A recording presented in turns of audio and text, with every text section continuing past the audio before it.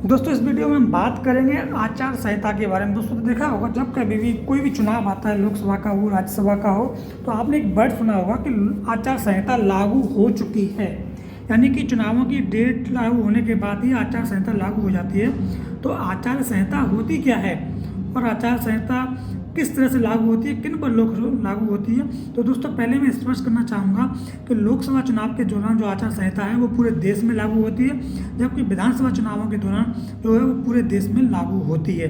तो आचार संहिता के क्या नियम है, क्या कारण है, उसमें मैं आपको थोड़ा सा विस्तार से बताना चाहूँगा। दोस्तों आचार संहिता में कोई भी प्रत्याशी सरकारी गाड़ी, विमान, बंगले का इस्तेमाल चुनाव प्रचार के लिए नहीं कर सकता है।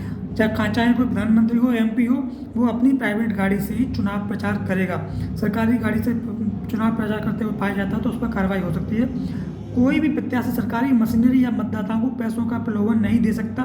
दोस्तों इसमें साफ साफ कहा गया है कि कोई भी प्रत्याशी जो है वो पैसे दे करके वोट नहीं ले सकता है।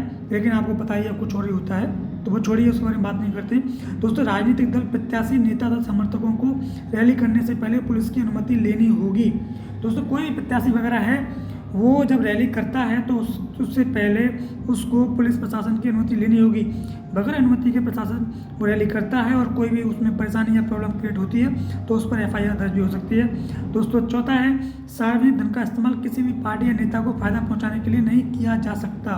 यानी कि गवर्नमेंट प्रॉपर्टी, गवर्नमेंट सार्वजनिक धन का इस्तेमाल जो है आप अपने चुनाव प्रचार के लिए नहीं कर सकते हैं। जैसे कोई स्कीम लागू कर रहे हो या कुछ है और उसमें आप अपना चुनावों के बारे में बोल रहे हो तो ऐसा नहीं कर सकते हैं। तो दोस्तों ये जो है अभी लोकसभा चुनाव हुआ है तो इसीलिए ये हमारे पूरे देश में लागू है और सभी राजनीतिक दलों और उम्मीदवारों के लिए एक कुछ मापदंड निर्धारित करती है।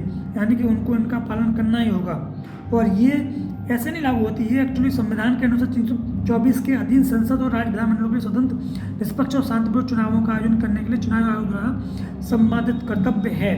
आचार संहिता कितने दिनों तक लागू रहती है, क्वेश्चन आता है। तो दोस्तों यह प्रक्रिया जो है चुनाव प्रक्रिया के पूर्ण होने तक लागू रहती है। लोकसभा चुनाव के दौरान आचार संहिता पूरे देश में होती है, जैसा कि मैंने पहले बता चुका है, और राज्य विधानसभा चुनावों के दौरान ये पूरे राज्य में लागू रहती है।